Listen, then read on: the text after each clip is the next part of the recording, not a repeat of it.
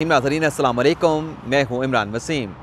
नाज़रीन, हमारे दीगर दोस्तों से सुप्रीम कोर्ट में होने वाली आज की समाअत का अहवाल, उनके तबसरे और उनके तज्ज़िये आप उनके वीलॉग में, उनके यूट्यूब चैनल पर सुन चुके होंगे। लेकिन इस प्रोग्राम में हम एक मुख्तलिफ़ अंदाज से आज की अदालती कार्रवाई का जो अहवाल है, जो खुलासा है, वो आपके साथ हम शेयर करेंगे। इस वक्त नाज़रीन मैं सुप्रीम कोर्ट ऑफ पाकिस्तान में मौजूद हूँ। सुप्रीम कोर्ट की जो इमारत है वो भी आपको कैमरा घुमा के दिखा देते हैं, क्योंकि बहुत सारे दोस्त ये कह रहे होते हैं कि आप मौके पे मौजूद नहीं होते। तो ये सुप्रीम कोर्ट का एक छोटा सा प्लॉट है, वहाँ पे ठहर के हम ये अपना वीलॉग रिकॉर्ड करते हैं।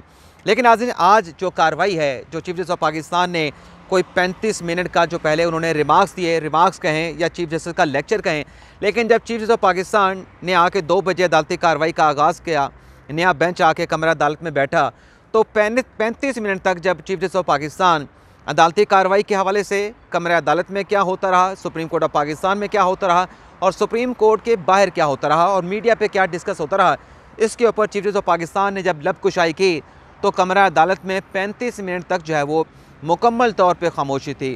पिन ऑफ ड्रॉप साइलेंट था, किसी ने बात नहीं की। अटॉर्नी जनरल ने कोई 1-2 बातें की, लेकिन 35 मिनट तक जो है वो chief justice of Pakistan remarks देते रहे, बोलते रहे और अपनी बातें वो बताते रहे अटॉर्नी जनरल को। अटॉर्नी जनरल जो है वो सामने ठहरे जो है वो सर हिलाते रहे। लेकिन आज की अदालती कार्रवाई का अहवाल बताने से पहले खुलासा आपके साथ शेयर करना ज़रूरी है।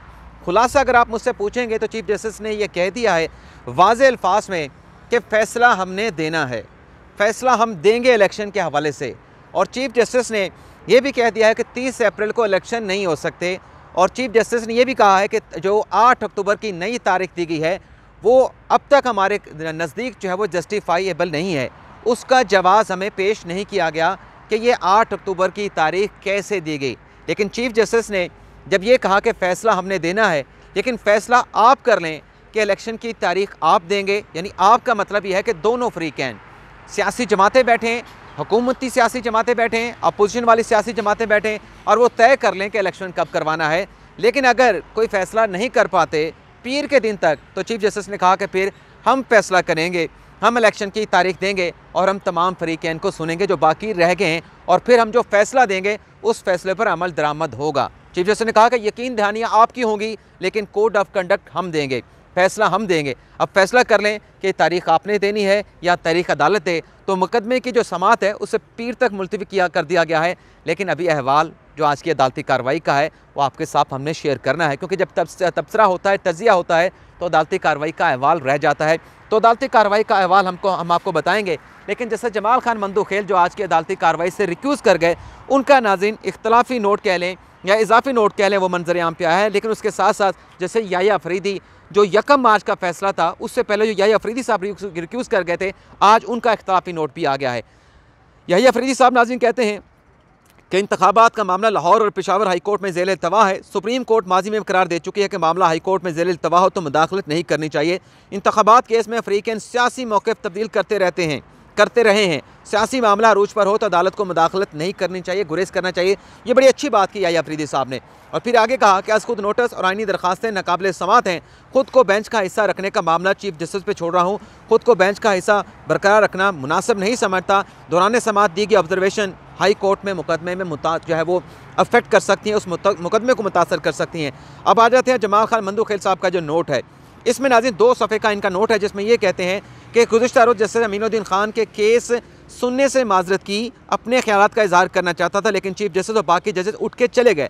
बेंच के उठने के बाद अपने चैम्बर में इंतजार करता रहा, मगर चीफ जस्टिस की जानिब से मजीद कार्रवाई की कोई मालूमात नहीं मिली। घर पहुंचा तो चीफ जस्टिस की जानिब से दस्तखत के लिए हुक्मनामा मौसूल हुआ। हुक्मनामा खुली अदालत में नहीं लिखवाया गया। हुक्मनामा बगैर मुशावरत के मेरी गैर मौजूदगी में लिखवाया गया। बेंच के 3 मेंबरान यानी चीफ जस्टिस इजाजुल हसन और जैसे मुनीब अख्तर ने न जाने किन वजूहात की बिना पर मुझे मुशावरत में शामिल करना ज़रूरी ना समझा। चाहता था कि 1 मार्च के हुक्मनामे के तनासब के बिना पर तनाज़ा हल किया जाए, पहले हल किया जाए। 1 मार्च का अक्सरियती अदालती हुक्म अभी तक जारी नहीं किया गया। 1 मार्च के हुक्मनामे के मामले पर कोई तवज्जो नहीं दी गई। सियासी जमातों के वकला ने भी मामला उठाया, लेकिन बेंच के अरकान ने जवाब नहीं दिया।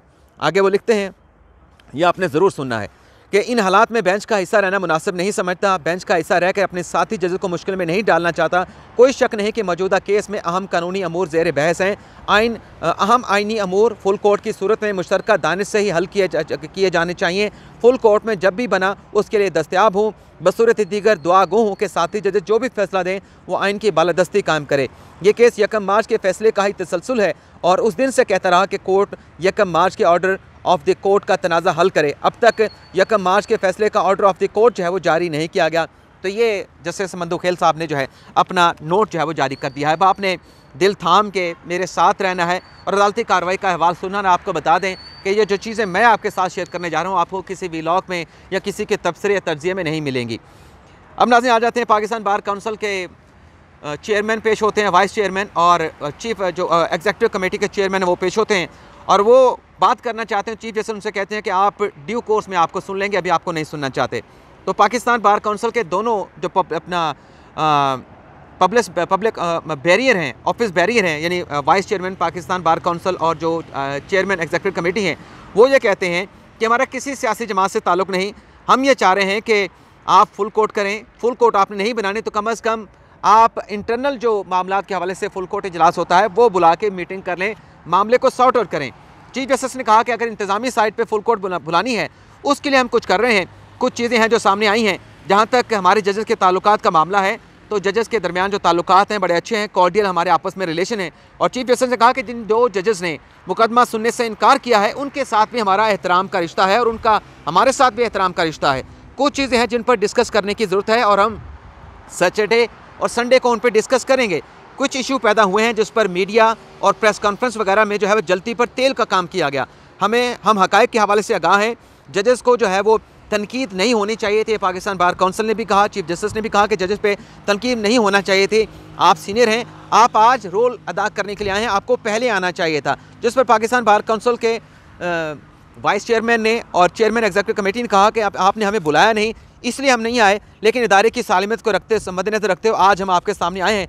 तो जिस पर चीफ जस्टिस ने कहा कि इस चीज़ को आपको देख के आ जाना चाहिए था। बार के बगैर हम कुछ भी नहीं और बार हमारे बगैर कुछ नहीं। आप आए हैं तो हम डिस्कस कर लेते हैं, लेकिन इसमें सुप्रीम कोर्ट बार के सदर को भी लेके आएँ, वो भी इस मामले के ऊपर कुछ ना कुछ जो है वो डिस्कस कर रहे हैं। और चीफ जस्टिस ने कहा कि एक्सटर्नल यानी बाहर क्या तासुर है, लेकिन चीफ जस्टिस ने कहा कि हमारे यानी but we have peaceful life, यानी हम बड़ी पुरअमन ज़िंदगी गुजारे हैं। मीडिया वाले भी हमारे दोस्त हैं, आइज़ ऑन एयर्स हैं सोसाइटी के, उन्होंने भी कुछ ऐसी बातें की हैं, लेकिन हम जो है वो तहम्मुल और बुर्दबारी और उन्हें ऐसा कुछ नहीं कहेंगे। और फिर चीफ जस्टिस ने कहा कि कार्रवाई के अख्ताम पर हम अपने इजलास बुलाएंगे और आज का कार्रवाई को कंक्लूड करके यानी कल और परसों हम अपने इजलास बुलाएंगे और पीर को अच्छा सनशाइनी डे होगा, चीफ जस्टिस ने कहा। और फिर अटॉर्नी जनरल ने कहा कि ट्यूसडे को मेरा पहला दिन था और व्हाट अ डे, यानी वो ये कह रहे थे कि जैसे मैंने उनसे सवाल किया था जब पहले दिन आए थे कि अटॉर्नी जनरल साहब ये तो बज़ाहिर ऐसा लगता है कि सर मुंडवाते ओले पड़ गए, तो बड़ा केस आपको फेस करना है, क्या आप कहेंगे? तो वो गालिबन वही बात कर रहे थे, गालिबन नहीं यही बात वो कर रहे थे जो मैंने आपको बताया। और फिर अटॉर्नी जनरल ने कहा, मंसूर अवान साहब ने, कि अदालत अगर वक्त दे जो पॉलिटिकल टेम्परेचर है वो नीचे आ सकता है, सैनिटी प्रवेल कर सकती है। चीफ जस्टिस ने कहा इसके लिए आपने क्या किया? इसके लिए उन्होंने कहा कि हमें वक्त चाहिए होगा, बल्कि तमाम फरीक़ैन को वक्त चाहिए होगा। चीफ जस्टिस ने कहा कि हमें घरों में यरगमाल बनाया गया, हमें दफातर से निकाला गया, हम अपने दफातर में वापस आए। जज ने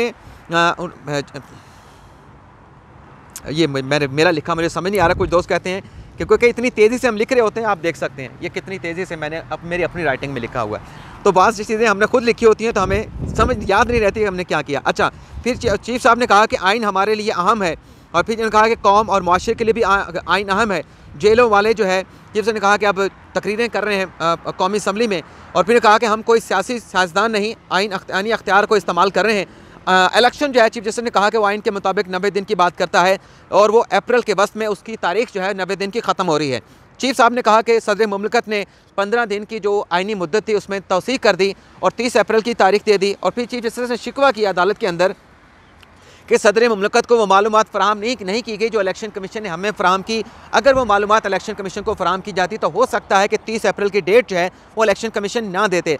फिर चीफ जस्टिस ने कहा कि हैरानकुन है कि 8 अक्टूबर की तारीख दे दी गई, इसके तो नताइज भी हो सकते हैं, सिस्टम में इस्तेहकाम आना चाहिए, क्यों हम आइन को नज़रअंदाज कर रहे हैं? यहाँ पर चीज़ों को मुश्किल बनाने के लिए नहीं बैठे, हमें समझाएँ, ख़ुद भी मुज़ाकरात करें। दूसरी साइड से यकीन दहानी आई है, माजी को भूल जाएँ, यानी चीफ साहब ये कह रहे हैं कि हम यहाँ पर चीज़ों को थोपने के लिए नहीं बैठे, हमें समझाएं, अगर आपकी बात हमें समझ आई तो हम चीज़ों को समझेंगे और फिर ऑर्डर करेंगे। और फिर मुज़ाकरात की भी चीफ जस्टिस ने बात की और माजी को भूल जाएं, चीफ जस्टिस कह रहे हैं। लेकिन क्या तमाम लोग माजी को भूलने के लिए तैयार हैं? हुकूमत भूल जाए, हुकूमती सियासी जमातें भूल जाएं, क्या दीगर लोग भूलने के लिए तैयार हैं? और ये पाकिस्तान के बढ़ने का एक ही रास्ता है कि माजी को भुला के आगे बढ़ना होगा, इसके अलावा पाकिस्तान के आगे बढ़ने का कोई रास्ता नहीं।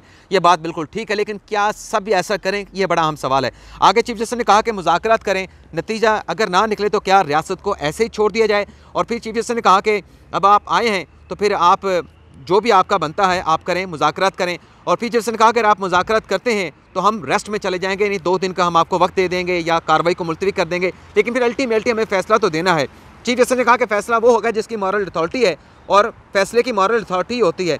चीफ जस्टिस ने फिर अटॉर्नी जनरल से पूछा कि 2 बातें आप हमें बता दें कि जो फंड्स हैं वो कैसे दिए जाने हैं। मेरी तजवीज़, चीफ जस्टिस ने कहा कि आप अपने जो अखराजात हैं उसको कम करें, 20 अरब इकट्ठे हो सकते हैं। और फिर चीफ जस्टिस ने कहा कि असल इशू जो है वो सिक्योरिटी का है, पाक फौज दस्तियाब नहीं। और फिर चीफ जस्टिस ने कहा कि इन तमाम चीज़ों को, सिक्योरिटी के हवाले से चीज़ों को देखने की ज़रूरत है। आप हमें बताएं कि कब तक हालात बेहतर हो सकते हैं। दहशतगर्दी तो 1990 से यानी 90s की दहाई से पाकिस्तान में चल रही, हालात कब तक बेहतर हो जाएंगे, ये अटॉर्नी जनरल से कहा गया। इस पर अटॉर्नी जनरल ने कहा कि इशू दरअसल 3 हैं। उन्होंने कहा कि एक इशू तो ये है कि एक तो अदालत ने सर्कुलर जारी किया जिससे जमाल खान मंदूखेल का नोट आ गया, वो बेंच से रिक्यूज़ कर गए।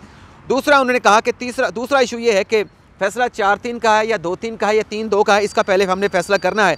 1 मार्च का फैसला आया था और इसी बुनियाद के ऊपर इलेक्शन कमीशन ने अमल दरामद किया। इलेक्शन कमीशन के अमल दरामद पे सदर मुमलकत ने तारीख दे दी, तो पहले ये फैसला हो जाए कि फ़ैसला कितने रेशो का आया था, 4-3 का था या 3-2 का था।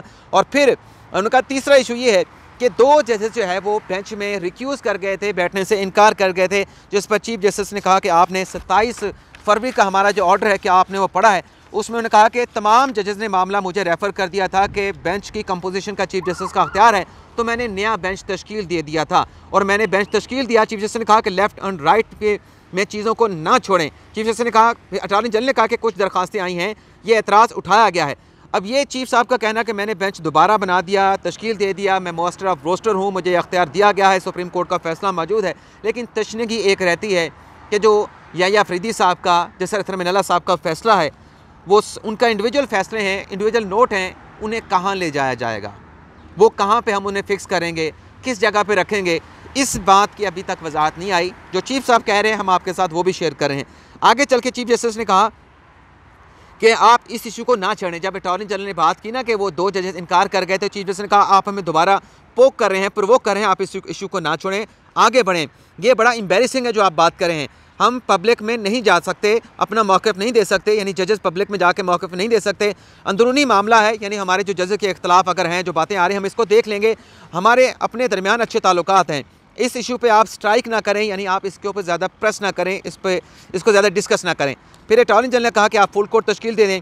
ये पहले भी मैंने इस्तदा की थी, जिस पर चीफ जस्टिस ने कहा कि आपकी रिक्वेस्ट मेरे जहन में थी, जो बेंच बनाने होते हैं उसमें कुछ चीज़ें गौर करना होती हैं, मामूल का काम मुतासर ना हो, और इसलिए हम जो है वो चाहते हैं कि बाकी बेंच भी चलते रहें। ये केस हमने सुना, चीफ जस्टिस ने कहा कि बाज़ औक़ात तमाम जजेस दस्तियाब भी नहीं होते। जब 9 रुकनी बेंच मैंने बनाया था तो बड़ा सूटेबल बेंच था, बड़ा सोच के बनाया था। उसमें अथर मिनल्ला साहब थे, मंसूर अली शाह साहब थे, याह्या अफरीदी साहब थे, मुनीब अख्तर साहब थे, इजाज़ुल हसन साहब थे। ये आइन के बड़े एक्सपर्ट हैं, आइन को बड़ा अच्छा समझते हैं। और फिर उन्होंने कहा कि आप ये सवाल पूछ सकते हैं कि मैंने मज़ाहिर नकवी को बेंच में क्यों शामिल किया, वो तो आइनी माहिर नहीं है। तो चीफ जस्टिस ने कहा कि वो मेरा खामोश पैगाम था। अब सवाल ये है कि जो चीफ साहब ने कहा कि बेंच बनाने से अगर फुल कोर्ट बनाएंगे तो बाकी जो केसेस मुतासर हो जाएंगे। केस तो वैसे ही आपने 11:30 बजे लगाना होता है, आप उसको अगर 12 बजे भी लगा लें तो फुल कोर्ट वाला मसला भी हल हो सकता है। फुल कोर्ट 12 बजे बैठा के आप मामूल का काम भी कर सकते हैं और ये केस को भी सुन सकते हैं। लेकिन जाहिर सी बात है कि सवाबदेही सुप्रीम कोर्ट की है, चीफ जस्टिस की है। अब वो कह रहे हैं कि फुल कोर्ट नहीं बनाना, बल्कि फुल कोर्ट बनाने की इस्तदा एक तरह से उन्होंने मुस्तरद कर दी। जहाँ 30 अप्रैल की डेट, 8 अक्टूबर की तारीख, 30 अप्रैल की डेट तो वैसे उन्हें मुस्तरद कर दी, 8 अक्टूबर की तारीख भी चीफ साहब ने पार्शली तौर पे मुस्तरद कर दी है।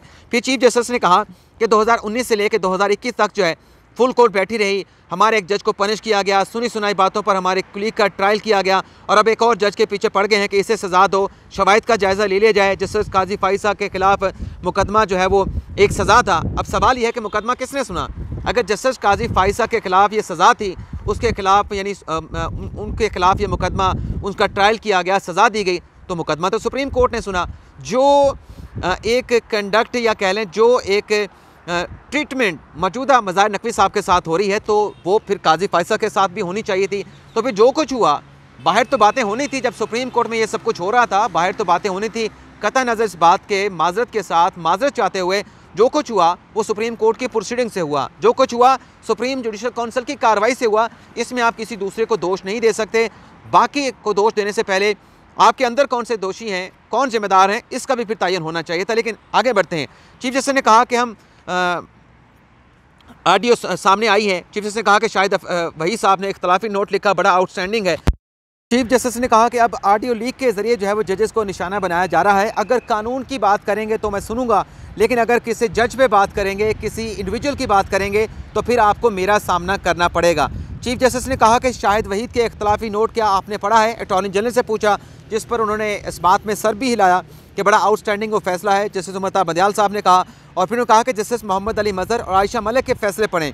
चीफ जस्टिस ने कहा कि सुप्रीम कोर्ट के फाइनेस्ट जजेस हैं, यानी बड़े ज़बरदस्त किस्म के सुप्रीम कोर्ट के जजेस हैं, और सिर्फ कानून पे हमारे सामने बात करें, पर्सन स्पेसिफिक बात जो है वो अदालत में ना की जाए। और फिर चीफ जस्टिस ने यह भी कहा कि जजेस के ऊपर सवालात किए जाते हैं, जजेस के ऊपर सवालात उठाए जाते हैं, जजेस के ऊपर बात की जाती है, वो भी इंसान हैं, वो रिस्पांस नहीं दे सकते। और फिर चीफ जस्टिस ने यह भी कहा कि आप मेरे करियर के बारे में जानते हैं कि मैंने हमेशा ईमानदारी और शफाफियत के साथ चीज़ों को आगे चलाया है। टैक्स का अगर कोई मामला है तो जाके ट्रेस कर लें, यानी मज़ाहिर नकवी के हवाले से कह रहे थे। लेकिन यहाँ पे सवाल ये है कि टैक्स का मामला अगर जस्टिस में अपना काजी फ़ाइसा का था तो क्या ये ट्रीटमेंट जस्टिस काजी फ़ाइसा को मिली थी? ये सवाल अपनी जगह पे है। आज जस्टिस उमर बंदियाल जो हैं वो मज़ाहिर नकवी साहब के साथ खड़े हैं। चलें, अच्छी बात है, आप अपने जज के साथ खड़े हैं, लेकिन जब इसी फेज से जस्टिस काजी फ़ाइसा को गुजरना पड़ा था तो क्या सुप्रीम कोर्ट के जजेस बशमूल मौजूदा चीफ जस्टिस साहब जो हैं क्या उनके साथ खड़े हुए थे? यहाँ पर तो कहा जा रहा है कि जाके FBR से रिजू करें, जाके ट्रेस करवा लें। क्या जो काजी फ़ाइसा का मामला था क्या उस पर ट्रेस करने के हवाले से ये सब डायरेक्शन उस तरह से जारी की गई थी? यहाँ पर तो आपने कह दिया था कि अगर मामला दोबारा निकल आता है तो रिपोर्ट जो है सुप्रीम कोर्ट में पेश की जाए, दोबारा से वो मामला सुप्रीम जुडिशल काउंसिल में टेकअप हो सकता है। तो ये एक बज़ाहिर जो है वो एक मुख्तलिफ ट्रीटमेंट नज़र आ रही है, लेकिन मैं माजरत के साथ ये बात कर रहा हूँ, लेकिन जो हक़ाइक़ हैं वो मैं आपके सामने रख रहा हूँ। और फिर चीफ साहब ने कहा कि इकबाल हमीदुर्रहमान इस्लामाबाद हाई कोर्ट के चीफ जस्टिस से एलिवेट होकर सुप्रीम कोर्ट में आए थे।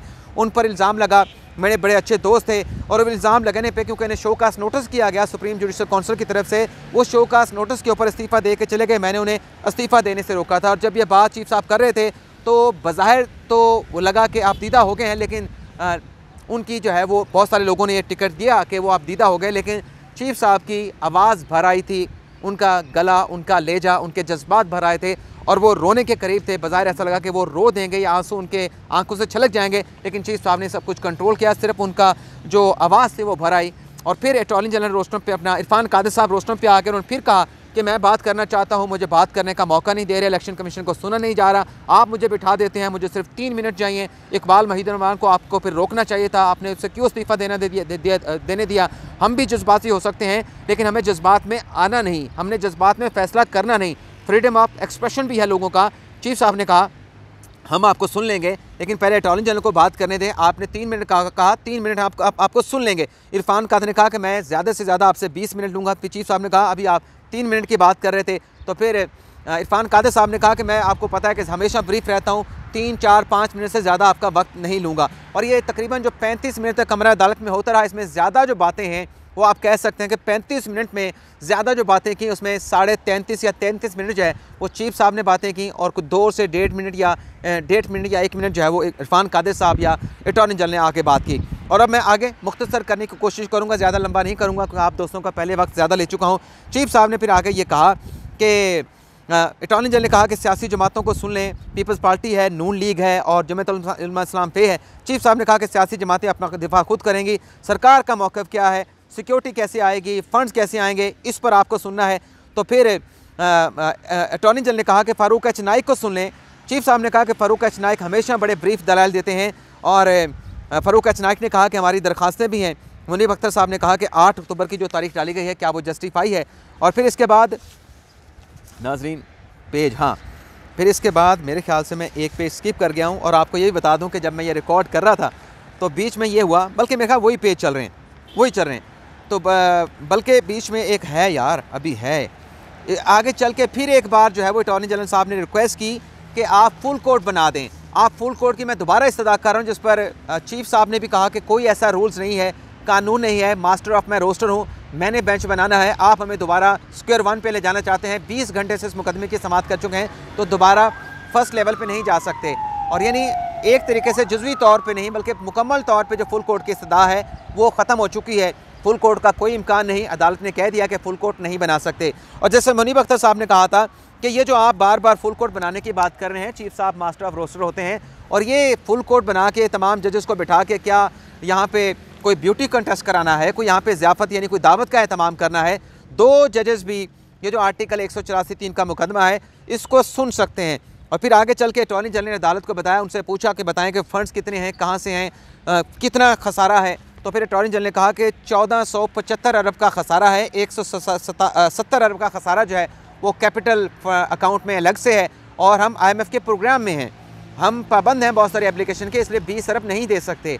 और फिर जैसे चीफ जस्टिस ने कहा, बल्कि मुनीब अख्तर साहब ने कहा कि 1475 अरब का आपका पहले से खसारा है, तो 20 अरब उसमें 20 मज़ीद शामिल हो जाएंगे, तो ये 1495 हो जाएगा, तो ये कितने फ़ीसद बढ़ेगा।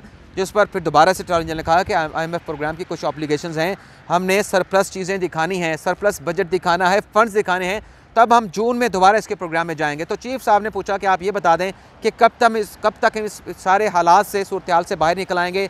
तो अटॉर्नी जनरल ने वाज़े तौर पे कह दिया कि रवां जो साल है, रवां जो माली साल है, इसमें तो इलेक्शन के लिए पैसे नहीं दिए जा सकते।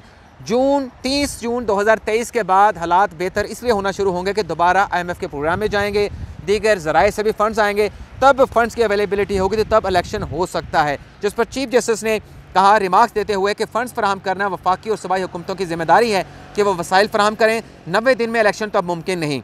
चीफ साहब ने कहा कि मज़ीद कितना वक्त हो सकता है, मिनिमम कितनी ताख़ीर कर सकते हैं, इस पर हमारा फोकस होगा। और फिर चीफ साहब ने कहा कि ये सुप्रीम कोर्ट ऑफ पाकिस्तान का बेंच है, कोई रूल नहीं, कोई कानून नहीं, रिक्वेस्ट आपने की है, लेकिन हम समातें बहुत सारी कर चुके हैं, फुल कोर्ट नहीं बना सकते, दोबारा स्क्वायर वन पे नहीं जा सकते। अब हम जानना चाहते हैं कि इलेक्शन कब होगा। आप यकीन दहानी कराएं कि कब इलेक्शन करवाने हैं, तमाम लोगों के साथ बैठें, मुज़ाकरात करें। अगर आप तारीख दे देंगे, मसला हल कर लेंगे तो फ़बिहा, लेकिन नहीं करेंगे तो फिर हम फैसला करेंगे।